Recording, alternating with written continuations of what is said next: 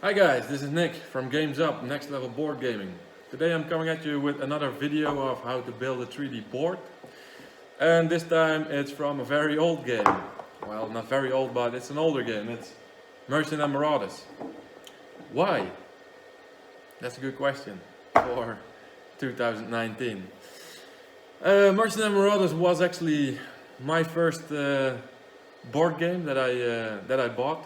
My first real board game, and I don't mean older games like Monopoly and stuff. I don't consider them board games. I hope I don't offend nobody there, but some people probably understand what I mean with that.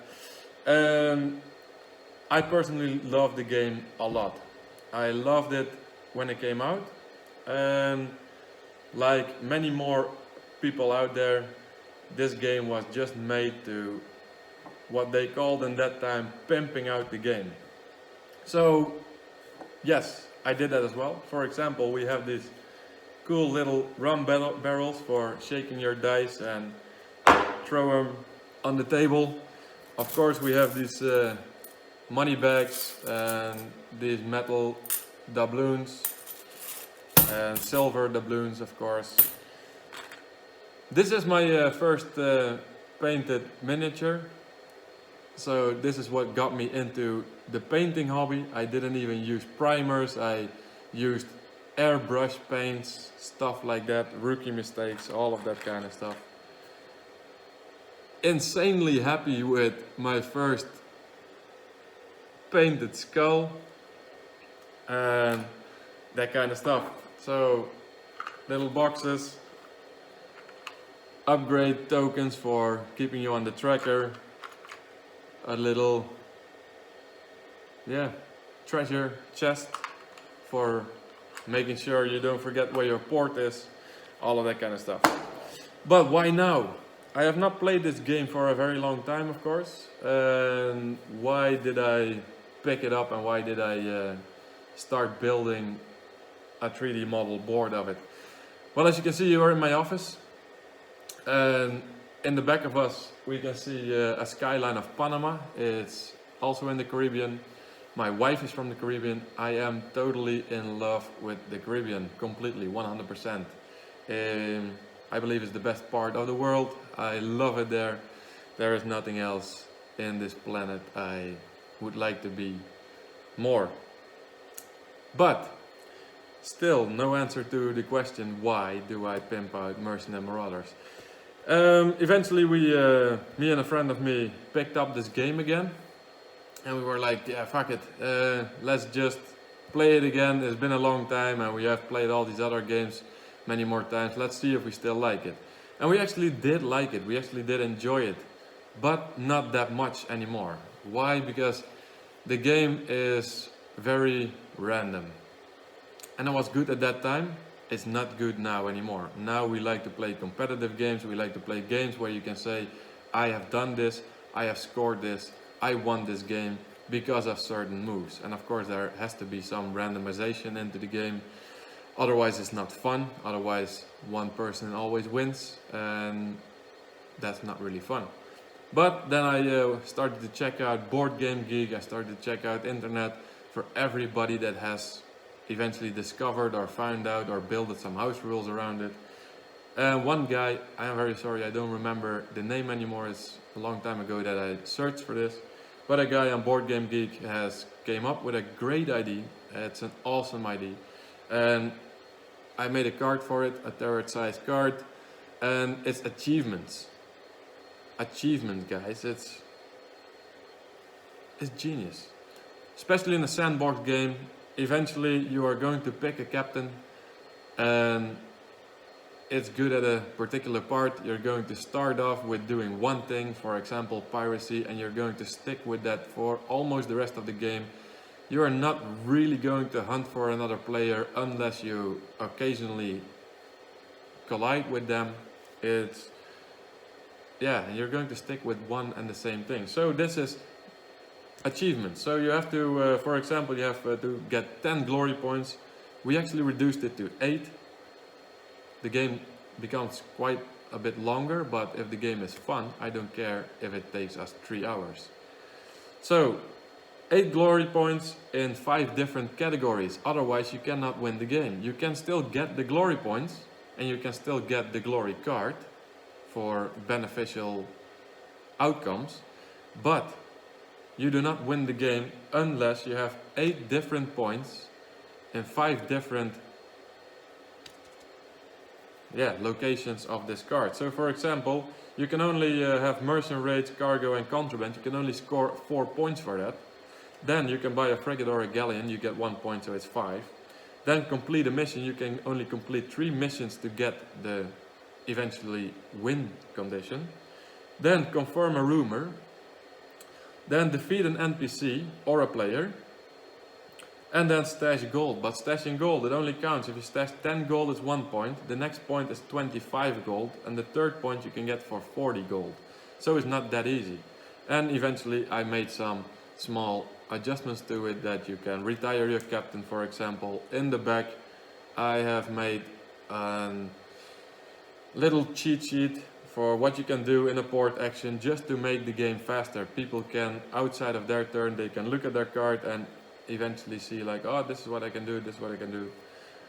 More about that stuff after the video, because some people are not interested in all of this stuff. If you are interested in it, watch the video of how I build the board, and after this video I will show you all the upgrades. I guarantee you this game is competitive, this game is super fun to play, and I enjoy it at this moment as one of my favorite games. So let's pimp out this game and let's dive right into it. See you in a bit. Alright. So as you can see, we are sandblasting this this wood. So what I wanted to do is I bought a MDF board. FYI, it's not good. It's not a good material. So I am going to look for different kind of wood panels for my next products. But I cut it out, this design, and paste the sandblast foil over the wood and start sandblasting it. And in my opinion it came out quite nice. Loved it. So yeah. Also during this video there are some moments that I don't really have to say anything, so I will use that time to explain a little bit of the choices I made for the home rules, for the house rules.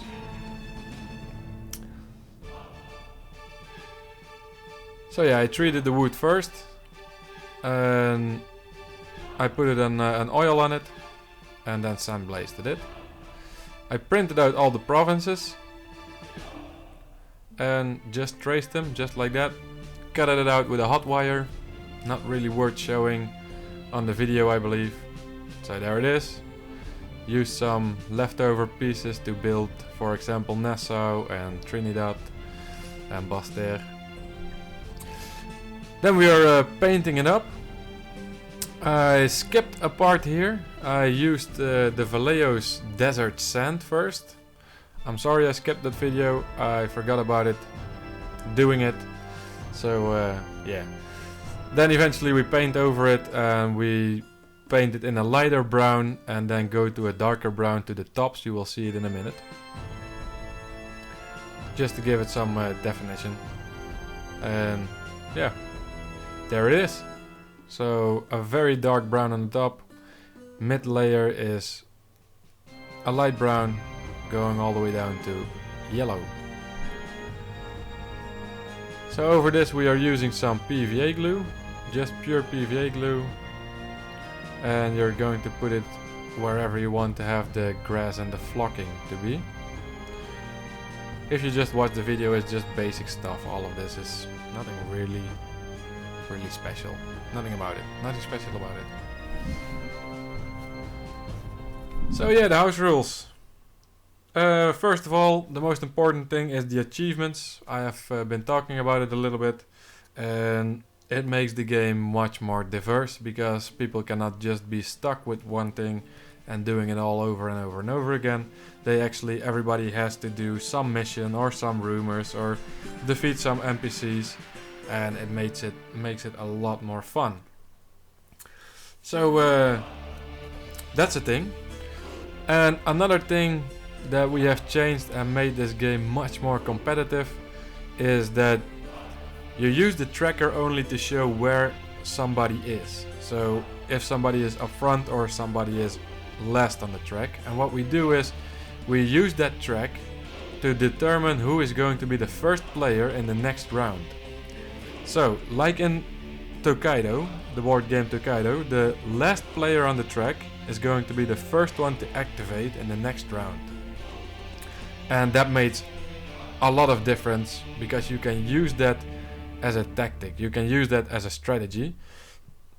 For example, you can choose one turn not to gain glory points or not to gain a point and just keep your stash or keep your products that you have, keep your cargo that you have with you and not yet sell it, because maybe you can be the next player, you can be the first player in the next round, and you can use that a lot to your advantage, a lot. Plus it is a comeback mechanism which works very well. So when the flocking is dry, we are going to go over that with a mixture of PVA glue mixed with water, and it's a 50-50 ratio. So 50% PVA glue, 50% water. It's quite thick for a glaze PVA glue, but I like my boards to be sturdy because, yeah, I don't want to be careful with them. That's the thing. I just don't want to worry about it. On top of this, we put some bushes. You will see it in a minute. It is all quite straightforward. So the other thing is that we should not forget in this game mode, we should not forget that we can retire our captains. It's very important. So you can start off, for example, as a pirate. You are more safe in the beginning because you have less problems with NPCs. Gain some points, go to your home port, retire your captain, start again, and maybe turn into a merchant after that. It's quite nice. The second thing that makes this game a lot more enjoyable is that in a battle, in a combat, you can at any time, only not for the first action, you can declare yourself to be surrendered. You can surrender yourself. Possible at all times before your seamanship roll, but not the first roll. The first seamanship roll, the first contest, it has to be something else. But this gives you the second part. If you surrender to a pirate, give up all your gold, give up all your cargo, and you lose all your crew. That is, the pirates are killing everybody, and as we all know, dead men tell no tales. And the pirates, they want to be feared, so they leave you alive, and only you. So I thought it was thematically a cool idea. Then if you are surrendering to a naval ship or a merchant, in this case, give up all your gold, all your cargo, plus the winner moves you to a port of their faction on the map, and you are losing one action in your next turn. So what it means is, yeah, you're losing your gold, your cargo, but the winner, for example, the person who is sitting next to you, and he is playing for an NPC, and the NPC is French. If you surrender to it, the French people will take you. They will bring you to a port, a home port, for example, Petit Goave, and you have to start your turn there. But you don't lose your ship, you don't lose all of your stuff, you don't die. Sometimes it is just nice not to die. The thing is just that dying in this game was a very, very, very hard punishment. Yes, it was good for keeping the people that are up front in the game, to keep them away from winning, but it was also a vice versa effect. The people that were in front in the game most of the time already have a very good ship, and they just wreck you, and then you are just going to last your last half an hour of the game or 45 minutes just wasting your time away. So that's the thing, not dying, it's an option now. So works out very well. Alright, back to the building of the board. This is water. This is the realistic water effect XL of the brand Notch. It's a German brand. You only have to put in a few drops of color in a full bottle, and it's a half a liter. I have used around, let's say, 700 milliliters for this board. But don't use this stuff, guys. Please do not use it. Maybe I have done something wrong, maybe not. I believe that this board was too big for the casting of the water. You will see it in a minute, and I will explain you further why not to buy this stuff. I will do my best to look for other stuff, but yeah. This toothpick, I have drawn a line on 3 millimeters because the water can be maximum 3 millimeter thick, and it will eventually drop down to 1.5 millimeter, and just watch the water cast in.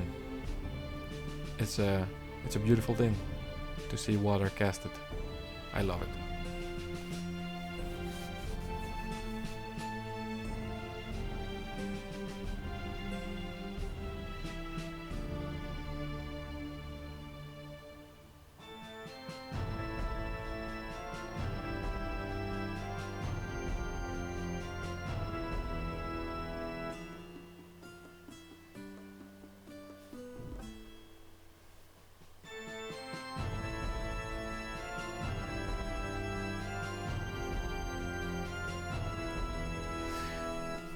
I also prefer to stop casting when the bottle is half empty, and then start with a new bottle. Why is that? Because I am not sure how much water I'm going to use. Maybe the full bottle was going to be empty at the end or not, but it's very difficult to pour small parts with a full bottle. You don't have that much control. So I leave a half empty bottle, and for later parts, when I'm going to do the little parts and little editing of little bits of water, it's nicer and easier to do it with a half a bottle than with a full bottle. Also, you see me picking out stuff. Somehow, some way, there were some clumps in this cast, in this water. So maybe it's because of the paint that you put in that it has a reaction to it, but it was not a big deal. Just a little bit annoying, but not a big deal.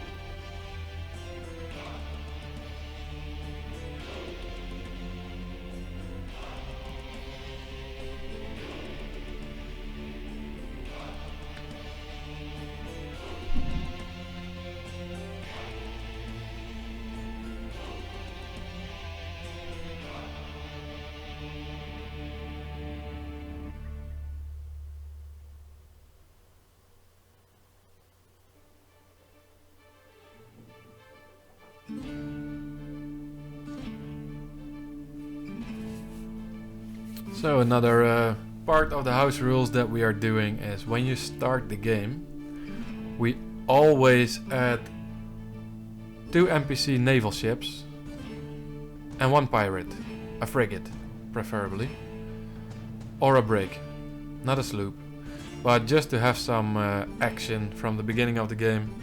And also an important thing is, it's just a small thing, but just do it before you start the game. Take the event deck, take out all the captains, all the naval ships, all the pirate ships that you can encounter. Shuffle the stacks separately and push them together, that not all the naval ships will be coming one after another.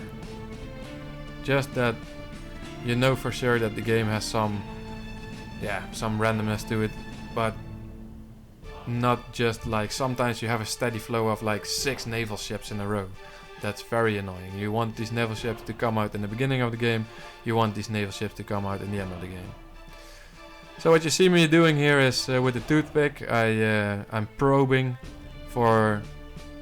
to see if it's 3mm, and everywhere it was already 3mm, so I didn't have to add any water nowhere. So it was good. And here it is. Came back after 2 days and my stomach just turned upside down, did loops, 360s. It was a horrible sight. So on almost all the edges of the water it was cracking and it was curling, and yeah, it was devastating. It was ugly as hell, as you can see. The rest of the water, it was beautiful.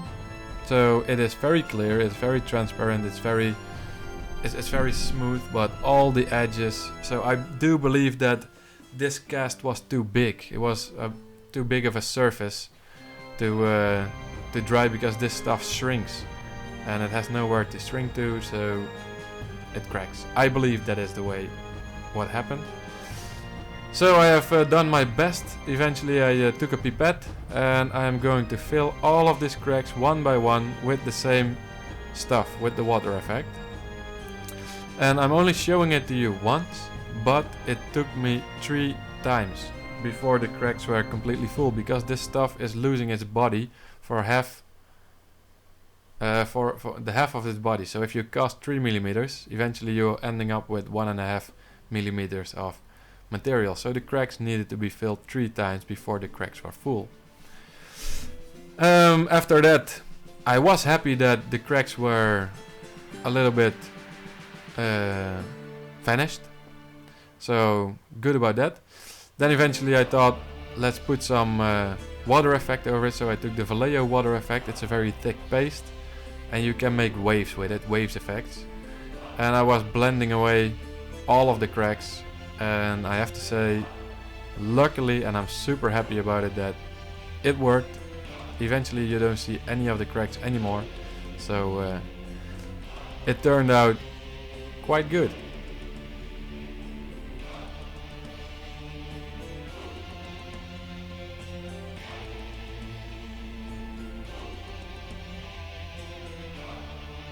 So yeah, start off with NPCs on the board from the get-go of the game. It's a nice thing. Also what we have done is I have taken out a lot of rumors out of the game. Just took them out, throw them away, not put them away. And I've took out a lot of glory cards, a lot of missions, all of those things that don't really make, yeah, they all make sense, I know, but that don't make sense to do them. That some of them were so hard, so difficult, that nobody even bothers to do them. So I've taken out all of those things and only left over with 24 rumor cards, 25 mission cards. And so eventually, now when you take a rumor or you take a mission, you know for sure that it is doable, it is achievable, all approximately around the same effort. So that is much more nice. If you take any of the cards, a rumor, a mission, no, that's not true. If you take a rumor or a glory card, one of those, you can take 2 of them and eventually choose one of them. So that's important. Then also what we have done is we have made a faction deck, actually. So every player chooses a faction. You're choosing to be Dutch, you're choosing to be French, you're choosing to be Spanish, or you're choosing to be English, and you can only be, one player can only be one faction. So one player is the Dutch, the other one is the French, for example. And you're having 4 captains each, and you can just keep them. And that's your crew, that's your buddies, that is your legacy, that's you. So you're playing the game with those 4 captains. Of course you're choosing one to play with, but if you retire you can choose one from the 4 captains. And every faction has the same values of captains. So you have the same captains that are good at seamanship. You have the same captains that are good at exploring things or recruiting stuff or getting rumors. it makes the game much more fair, because some pirates and some merchants in this game were just incredibly good, and you are left up with a shitty captain, and you're like, this game is gonna be lost from the get-go. The water effect is dried up, and it looks quite good. Of course, we're going to do some dry brushing to get the waves up, to get the waves out, and you will see that in a bit. And I'm quite happy with the result. If you look at the fact that it was completely ruined, it was a complete disaster, and now eventually it looks good. Yeah, really happy about it.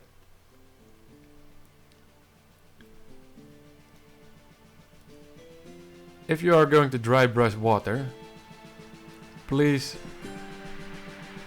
just prepare yourself with yoga, prepare yourself with Zen, and do it super lightly. that's the thing with water. Make your brush very, very dry, and just keep on going over it and over it and over it and over it. That way you make sure that only the top of the waves are going to get the paint, and you don't get paint on the water itself where you don't want it to be. So you only want to see the foam of the waves, and just use a very dry brush, and just keep on going, keep on doing it. Don't stop until you're satisfied with the result.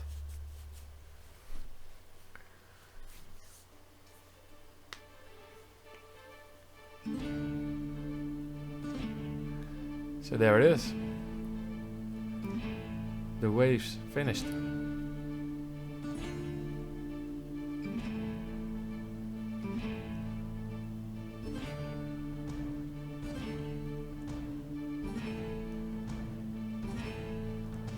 And now we take the Vallejo's brown earth, and I decided to make the track.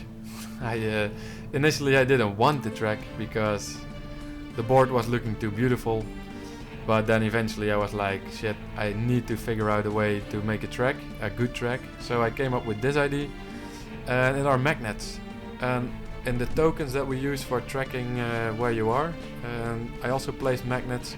So now we can just cover up these magnets completely, make little hills of it. We can make it look like it belongs there, and eventually your tokens, your scoring tokens, they will stick to it magnetically.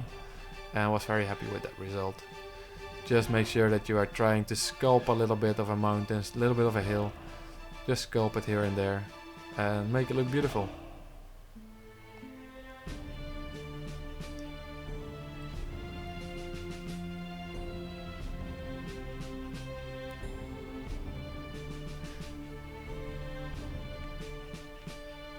So yeah, for the people that own this game, try to do it with the first one on the track is the last one to go. No, wait, other way around. The last one on the track is the first one to go in a round, in an event round. It makes it a lot of fun, I guarantee you that. Also with the missions, it was another person on Board Game Geek. A lot of people actually have. I've taken a lot of house rules from Board Game Geek actually. Is that with missions, we place 4 missions on the board. It's quite a lot, but we place 4 of them on the board. It's more fun, I believe. Missions are cool to do. Oh wait, here are the ports. A good friend of me has modeled these ports, and we 3D printed them. Very thankful. Big shout out to my friend for making these ports. I love them. They are going to make this game a lot more cooler, because you can actually now put your ship in the port, and that's something I like. I just loved it. So now you can just go to the sea zone and put your ship in port, and you are actually really in port. Makes it clear. Love it. So big thanks for my friend that made these models, and yeah.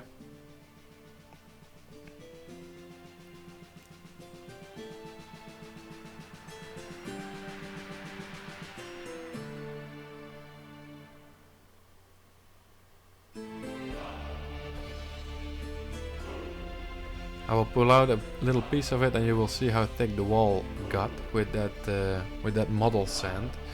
I really love that compound of Vallejo. We are going to do our very best to get some Vallejo products in the shop, because that stuff is just great. You can model with it, you can put quick bases on miniatures. I really love that stuff. It's amazing. You can even use it on walls and eventually paint them black or gray, and it will look like an ancient ruined wall. It's multi-use stuff, and yeah, multi-use stuff. Love it. Great stuff.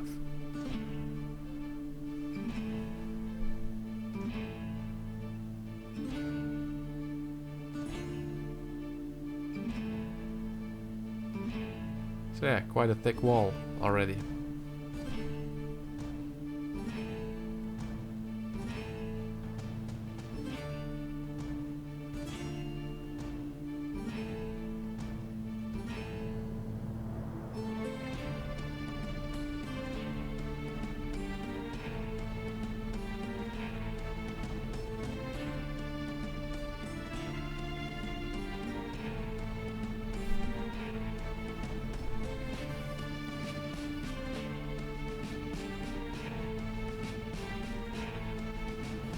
So another cool thing we actually have is we've taken from the Seas of Glory expansion, is there were some extra locations you can go.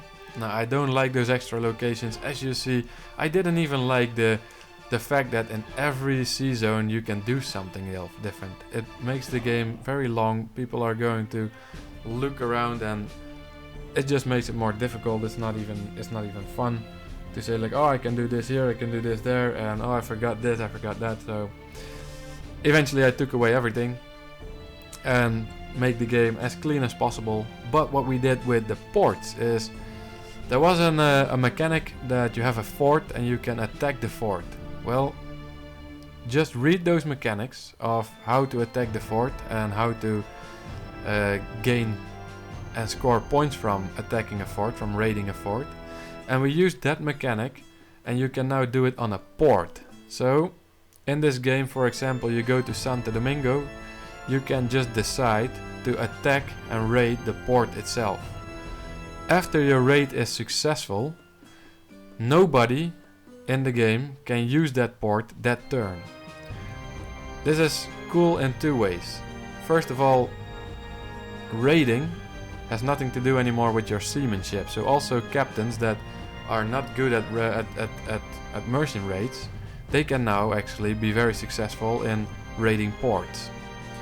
And second of all, you can use it in your advantage for stopping other people from doing certain stuff. If you know, for example, that somebody has this cloth or this bananas, this foods in demand, you can actually go to that port, attack that port, close that port for that turn, and your opponent cannot visit that port. And here are the flags. They are loose. We didn't secure them because some events tell you to change some nationalities of different ports. So now you can just take out the flag, put another flag in it. Yeah, that's it, guys.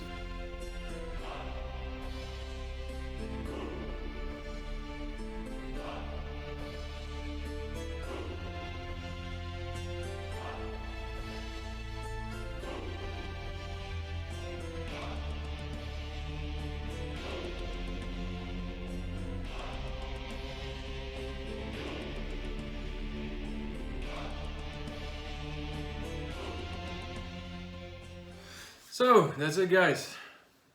Board done, finished. There is a few little things extra that I didn't show in the video. First of all, the ocean is just wet blending, basic wet blending. Just go from a light color, build it up to a dark color. Dark where the ocean is deep and lighter where the ocean is shallow.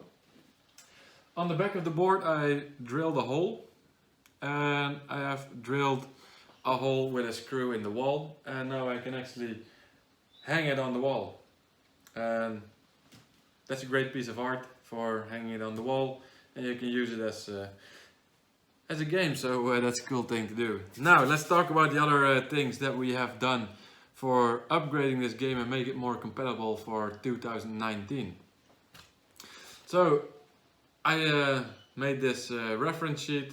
This is all the ships, and so nobody needs to pick their ship anymore. You just check, oh, this is the sloop I have, the brig, this is the values I have.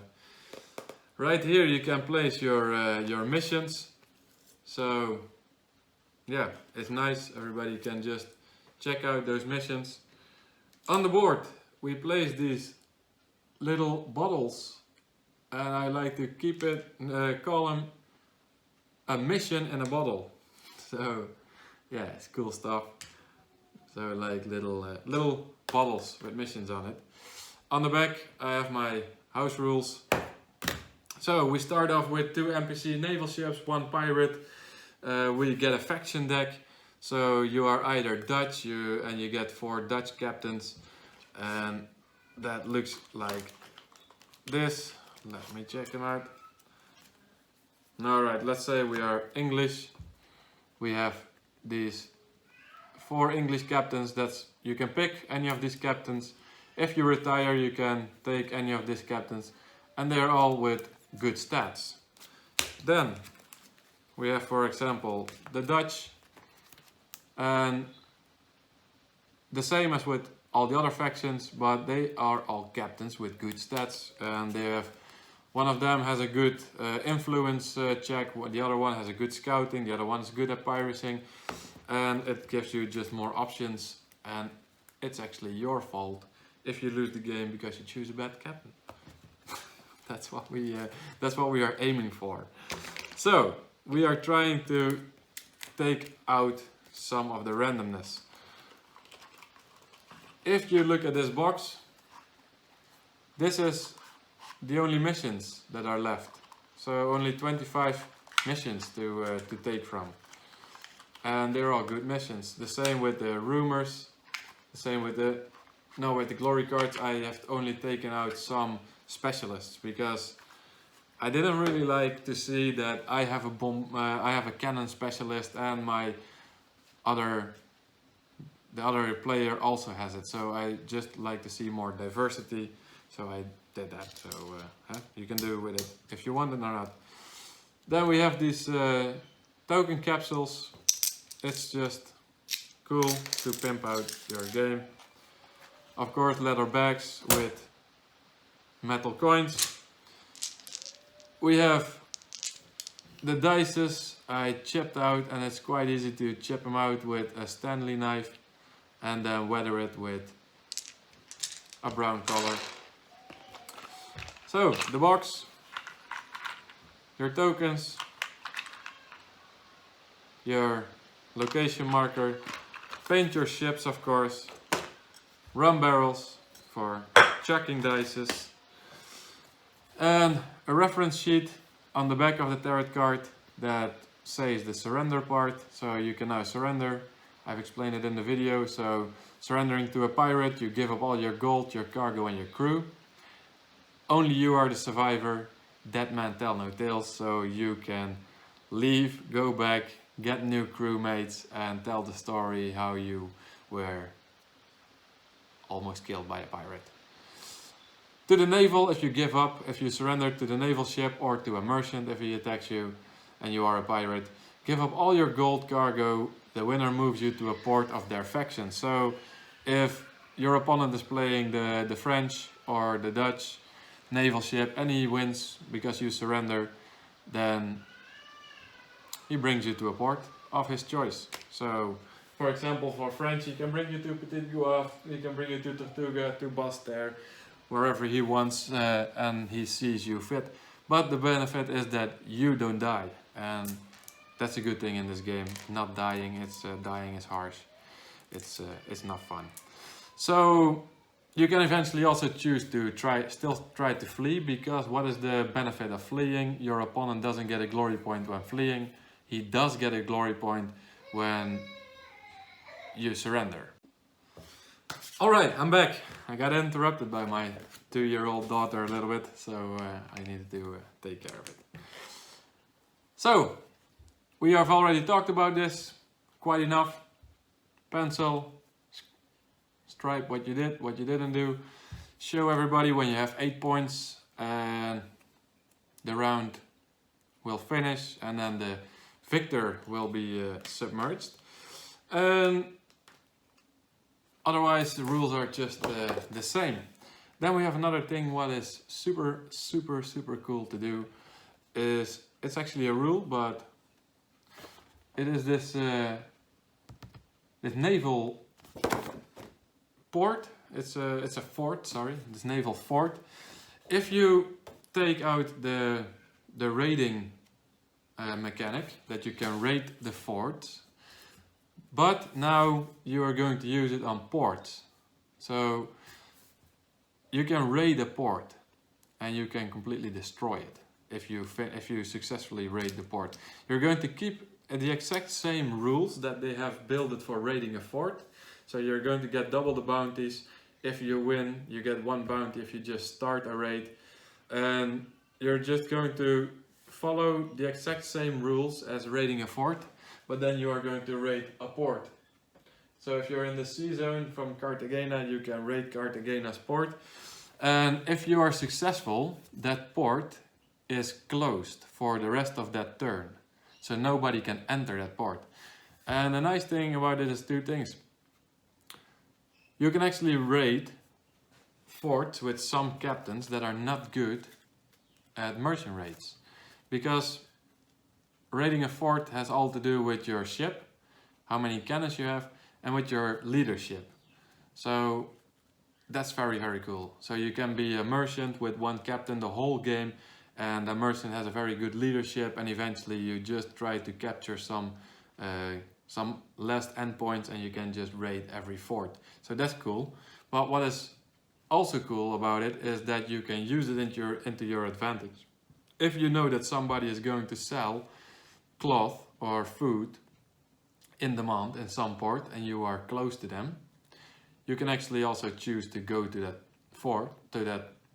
port, and you can raid it. If you are successful, your opponent cannot enter that port that turn, so he cannot get that glory point. So you can more or less balance it. And of course also you take out the demand token, you put a new one in it the next turn, and you take out the ship upgrade.